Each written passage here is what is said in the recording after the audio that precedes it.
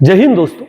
नए साल की शुरुआत के साथ में भारत के जो मीडिया हाउसेस है वहां पर एक खबर थी किसानों को लेकर, जहां उसमें क्लेम किया गया कि मोदी सरकार ने किसानों को एक बड़ा तोहफा जो है वो दिया। डीएपी के लिए एक अलग से सब्सिडी जो है उसका ऐलान किया है और अब डीएपी जो है वो और महंगी नहीं होगी। उन्होंने बोला कि गवर्नमेंट ने 2 नई क्रॉप इंश्योरेंस स्कीम्स को 2025-26 तक जो है बढ़ा दिया है। साथ ही साथ एक नया टेक्नोलॉजिकल इन्फ्यूजन के लिए एक 24.77 करोड़ रुपीस का जो फंड है वो अलॉट किया है। यह सब हुआ एक कैबिनेट कमेटी की मीटिंग में, जिसको 1 जनवरी 2025 को क्या किया गया, चेयर किया गया, जिसमें कैबिनेट के लगभग जितने भी इकोनॉमिक अफेयर से जुड़े मिनिस्टर्स थे वो शामिल थे, जिसमें प्रधानमंत्री Fasal Bima Yojana, restructure weather based crop insurance scheme को 2025-26 तक इंक्रीज कर दिया गया। साथ ही साथ fund for innovation and technology, that is fiat नाम का एक अलग से कॉर्पस जो है वो बनाया, जो 824 करोड़ के आसपास का है। ये दोनों एग्रीकल्चर के डेवलपमेंट के लिए काम में आएंगे। एक तरफ जहां पंजाब में किसान जो है वो एक आंदोलन कर रहे हैं, वहीं दूसरी तरफ सरकार द्वारा किए गए ये निर्णय क्या चेंज लाएंगे ये तो आगे देखने को मिलेगा। पर इसके साथ कुछ सवाल निकल के आते हैं कि ये जो क्रॉप इंश्योरेंस या प्रधानमंत्री फसल बीमा योजना है ये क्या होती है, ये restructured weather based crop insurance scheme है, ये वास्तविकता में क्या है, और ये fund for innovation and technology है, इससे क्या बदलाव आएंगे। आज के इस सेशन A to Z में हम 1 by 1 इन सभी चीजों को डिस्कस करने वाले हैं कि ये चीजें या ये सारे के सारे कॉन्सेप्ट होते क्या हैं। 1 से बेसिक से शुरू करते हैं। भारत सरकार में जब मोदी सरकार का एस्टेब्लिशमेंट हुआ तो मोदी सरकार ने किसानों की आय को दुगना करने के एक नारे के साथ में, किसानों की आय में स्टेबिलिटी लाने के जो ओपिनियन है उसके साथ में 2016 में जो पुरानी दो फसल बीमा योजना चल रही थी, जिसमें एक एग्रीकल्चर इंश्योरेंस स्कीम और मॉडिफाइड नेशनल एग्रीकल्चर स्कीम जो थी NAIS एंड MANIS, इन दोनों को मर्ज कर एक नई बीमा पॉलिसी को लॉन्च किया, जिसका नाम रखा प्रधानमंत्री फसल बीमा योजना। उम्मीद थी या फिर उसके पीछे ऑब्जेक्टिव था 1 नेशन 1 क्रॉप 1 प्रीमियम। इसके साथ में किसानों को या उनकी जो कहते हैं ना उनका इनकम स्टेबिलिटी के साथ में क्या किया गया, ये स्कीम को लॉन्च किया गया और सिंपल था कि एक नोटिफाइड एरिया में नोटिफाइड क्रॉप को क्या किया जाए, डेवलप किया जाए। शुरुआत में ये स्कीम जो है वो पायलट प्रोजेक्ट के रूप में जो शुरू की गई, ये शुरुआत में कंपलसरी थी जिनकी भी लोगों के पास केसीसी था, पर 2022-20 के बाद में ये जो कंपल्शन है ये हटाकर इस स्कीम को ऑप्शनल कर दिया कि अब किसान अपने हिसाब से क्या कर सकते हैं, ये चूज कर सकते हैं कि वो इस स्कीम में जाएंगे या नहीं जाएंगे। इसका मेन मुद्दा वही किसानों की जो आय है उसको फॉर्मलाइज, उसको स्टेबलाइज करने का था। इस स्कीम के तहत एक रेट जो है वो डिसाइड किया गया कि फार्मर जो है उसको रबी क्रॉप के, खरीफ क्रॉप के लिए 2% का जो प्रीमियम है वो देना है, वहीं रबी क्रॉप के लिए जो प्रीमियम है 1.5% ऑफ द सम इंश्योर्ड रहेगा, और जो हॉर्टिकल्चर क्रॉप के लिए किसानों के हिस्से 5% जो प्रीमियम है वो 5% प्रीमियम आएगा।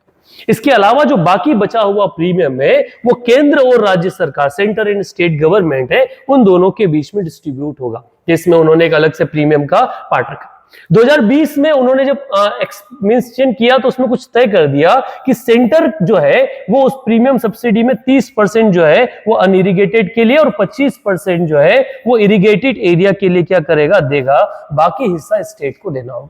साथ ही साथ ये कंपलसरी कर दिया कि अगर कोई स्टेट समय पर प्रीमियम नहीं देगा या फिर non payment of the state share रहेगा तो वो स्टेट अपने आप इस जो पूरा क्लेम है इससे बाहर हो जाएगा, भले किसानों ने उसका प्रीमियम जो है वो पे कर दिया।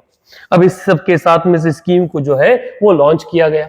प्रधानमंत्री फसल बीमा योजना के साथ में ही एक नई योजना की शुरुआत की गई, जिस योजना का नाम किया restructured weather based crop insurance scheme. जिस तरह से फसल बीमा योजना उत्पादन पर सीमित थी, उसी वेदर के कारण, फ्लड के कारण, सूखे के कारण, बाढ़ के कारण, अगर या फिर और कोई पाला पड़ जाने के कारण जो फसलों में नुकसान हो रहा है, उसके लिए ये restructured weather based crop insurance scheme जो है इसको लागू किया गया। अब इस स्कीम का प्रचार कम हो जाने के कारण अगर दोनों स्कीम को कंपेयर किया जाए तो एनरोलमेंट किसानों का जो है वो प्रधानमंत्री फसल बीमा योजना में ज्यादा है, न कि restructured weather based crop insurance scheme में। अब इस तरह से इन दोनों स्कीम को क्या किया गया, लॉन्च किया गया। साथ ही साथ इसमें किसका फायदा हुआ, इसको लेके एक वीडियो हमने कल्पाक्ष के जो सेक्शन है उसमें पोस्ट किया है कि किस तरह से फसल बीमा के नाम पर कंपनियों को फायदा हुआ है पर लोगों को फायदा नहीं हुआ, जो आप वीडियोस के सेक्शन में जाके देख सकते हैं। इसके साथ में एक अलग से फंड बनाया गया फिएट नाम से। फंड का नाम था fund for innovation and technology. Bharat में किसानों का पिछड़ापन में सबसे महत्वपूर्ण एक योगदान टेक्नोलॉजी का भी है कि जिस तरह से कम टेक्नोलॉजी के कारण हमारा उत्पादन बाकी कई जो देश हैं उनसे कम आता है। तो इसके लिए उन्होंने एक फंड जो है 877 करोड़ के आसपास का डिसाइड किया। साथ ही साथ इसमें दो चीज यश टेक एंड विंड नाम की स्कीम्स जो है उनको कोलैबोरेट किया। Yield, Yash in the sense yield estimation system using technology, कि आप yield कैसे बढ़ा दे। जिस तरह से हमारे यहाँ पर हेक्टेयर अगर व्हीट प्रोडक्शन देखा जाए तो 50 to 60 क्विंटल्स के आसपास होता है, जहीं इजराइल में ये 80 to 90 क्विंटल्स के आसपास होता है। तो उसके लिए बढ़ाने के लिए yield estimation सिस्टम शुरू किया गया। साथ ही साथ वेदर इंफॉर्मेशन के लिए weather information and network data system wind जो है उसकी शुरुआत की। ये दोनों के दोनों रिसर्च एंड डेवलपमेंट स्टडीज का क्या है, हिस्सा है। इसके लिए इनको अलग अलग लेवल पर, में शुरुआत में अगर यस बेस्ड सिस्टम के बारे में बात की जाए तो इसको आंध्र प्रदेश, आसाम, हरियाणा, उत्तर प्रदेश, मध्य प्रदेश, महाराष्ट्र, उड़ीसा, तमिलनाडु, कर्नाटका जैसी स्टेट में इंप्लीमेंट किया गया।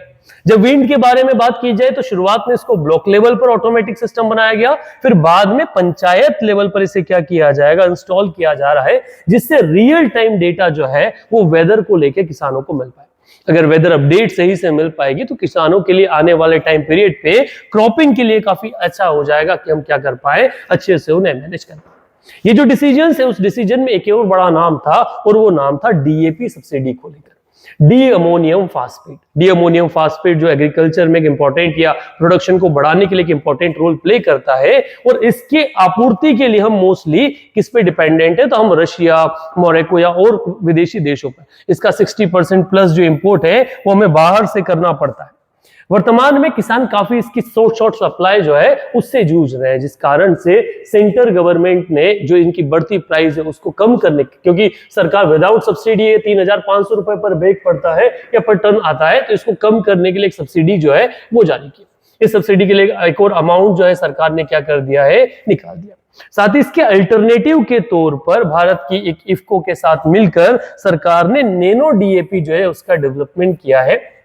जो नैनो डीएपी लोगों में या किसानों में जो डीएपी की जो शॉर्टेज है उस शॉर्टेज को फुलफिल करेगा। ये नैनो डीएपी का एस्टेब्लिशमेंट शुरुआत आपका जो इफ्को, जो Indian farmer fertiliser cooperative limited है, उसके द्वारा किया जा रहा है। उसका प्रचार प्रसार सरकार द्वारा किया जा रहा है। नैनो डीएपी की शुरुआत इफ्को द्वारा 2021 में की गई थी और इंडिजिनियसली डेवलप है, और इसकी अगर कॉस्ट भी देखी जाए तो इसकी कॉस्ट भी डीएपी के मामले में क्या है, काफी कम है। जो और जिस तरह से सरकार अपनी डिपेंडेंसी आपके डीएपी के इंपोर्ट पे कम करना चाहती है, उसके लिए नैनो डीएपी का प्रचार भी है, वो भी काफी जरूरी है। नैनो डीएपी को लेकर किसानों में अपने मतभेद है। उनका कहना है वो इस चीज के फेवर नहीं है, जबकि सरकार कंपल्सरीली उनको क्या कर रही है, डीएपी की परचेस के साथ नैनो डीएपी जो है वो प्रोवाइड करी, जिसके कारण किसानों में भी एक असंतोष जो है वो डेवलप है। ये मूवमेंट किसानों की प्रॉब्लम को शॉर्ट आउट कर पाएंगे या नहीं, ये तो आगे देखना है। क्या ये वास्तविकता में तोहफा है या नहीं, ये भी शायद किसान ही बता सकते हैं। अगर आप में से कोई इस बात पे अपना ओपिनियन रखता है तो कमेंट बॉक्स में जरूर